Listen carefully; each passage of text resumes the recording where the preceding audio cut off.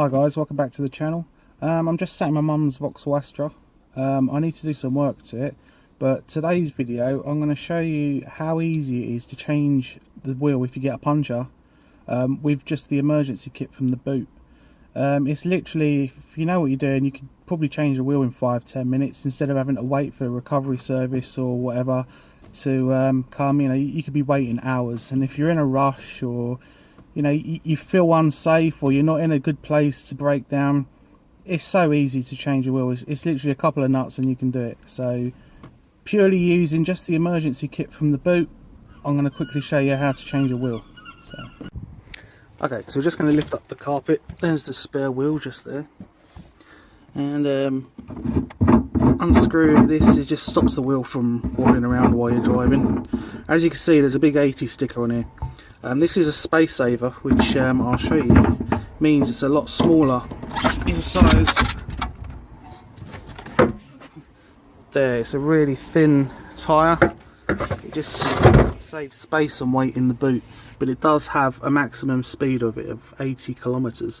I'm not sure what that is in miles an hour. It's around about 50, I think, 50 miles an hour, but double check.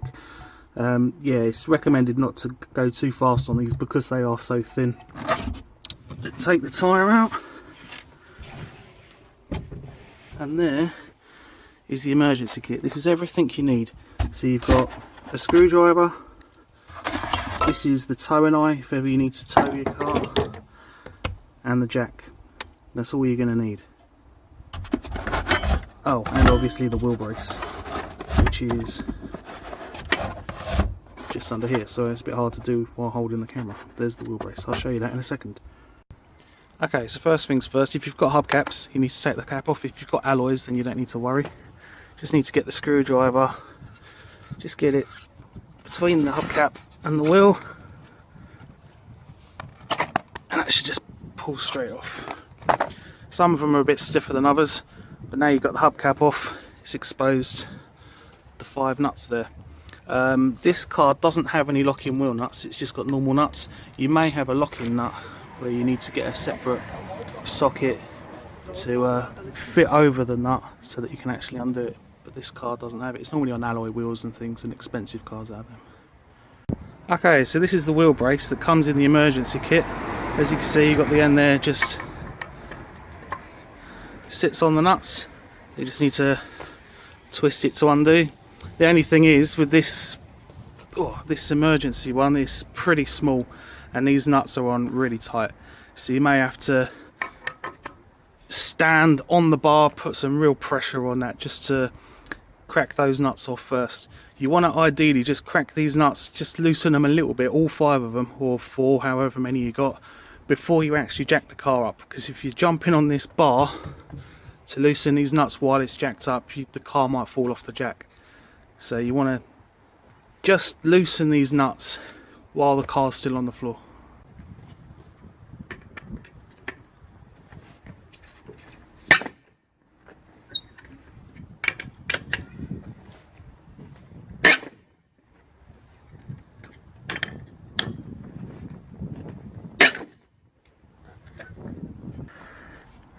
Well, all these jacks are pretty much the same.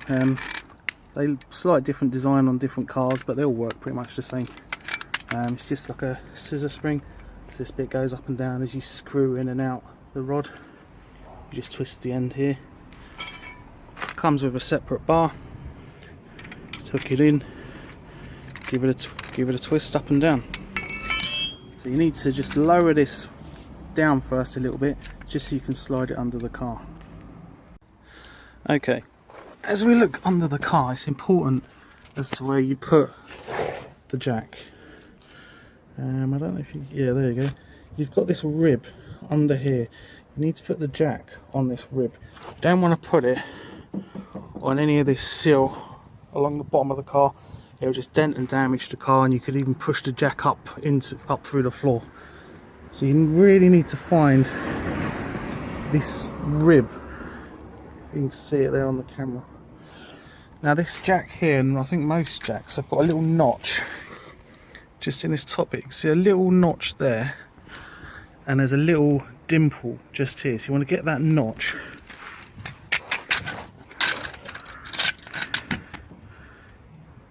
into that dimple.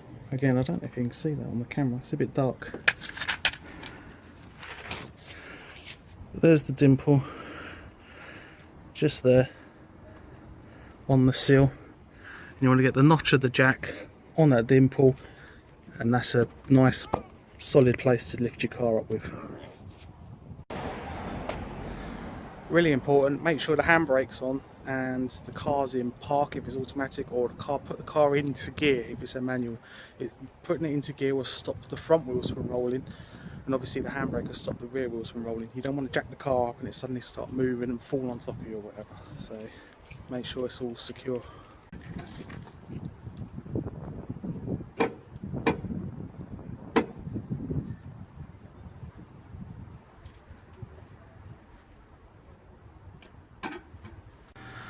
Okay, and there you go. You don't have to lift the car right up in the air, just enough that it's off the floor, and then you can use your lever to undo the 5 wheel nuts. Okay, so they're loose enough now, I can just unscrew them by hand. 4, 5, like I say, most cars have either 4 or 5, a couple smaller cars have 3, lorries and things obviously can have up to, I don't know, 10 or whatever. So there's the 5 nuts out, just give the wheel a bit of a shake. Might need to just give it a little bit of a tap just to loosen it, and then that should just pull straight off.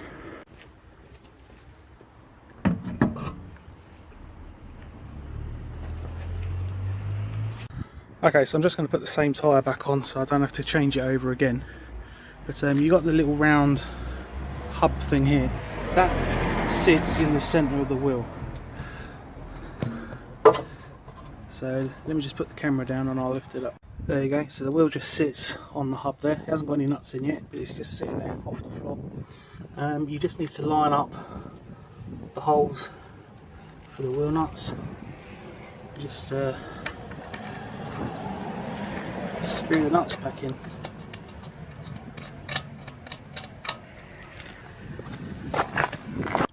Okay, so I've just put the nuts in hand tight. Get your little tool again, just tighten them up as much as you can by hand. Try and do it in a triangular pattern, so 1, 3, 5, 2, 4. That'll just make sure that the wheel sits flat against the hub. If you tighten them in a circle, sometimes the wheel could be at a slight angle and then you get a bit of a wobble when you drive the car. So just try and tighten them in diagonals. You don't have to do them really stiff at this stage because the car's still jacked up. Just hand tight. Just enough like that, the wheel's not going to fall off, that'll stay there. And now just drop the car onto the floor. Alright, and then once again you might want to jump and stand on these nuts. You want to get these pretty tight. When you get it to a garage to fix your puncher and they put the wheel back on, they'll use all the right tools to get the right torques and settings, but you just want to make sure these don't come off. As for the hubcap, just chuck it in the boot or something. If you're going to get a tyre replaced, there's no point putting it back on because they're only going to take it off again. It's perfectly fine to leave it off. If you've got the space saver, the hubcap won't fit anyhow. If you do decide to put the hubcap on, all you need to be careful of is the valve for pumping up your tyres. If you look on the inside, this is really dusty. There is a little hole somewhere. There we go. A little hole here where the valve goes through. So you just need to make sure. Again, it's hard to do one-handed. Just need to make sure the valve pokes through the hole, and this just needs a firm bang to get it back on. And that's it. The only thing is with this job is it is a bit dirty. It's not oil, it's just brake dust. The front tyres are normally a lot worse. If you've got drum brakes, there's not as much dust. This is just road dust and brake dust. It comes off reasonably easy, but just mind your clothes. It does get everywhere if you are, I don't know, suited and booted and you get a puncture. It's just it is a bit dirty, but it's up to you whether your dirty hands are more important than sitting at the side of the road for a couple of hours. So cheers guys. So that's it, yeah, cheers guys. Like, share and subscribe, and I'll see you all in the next video. Take care, bye bye.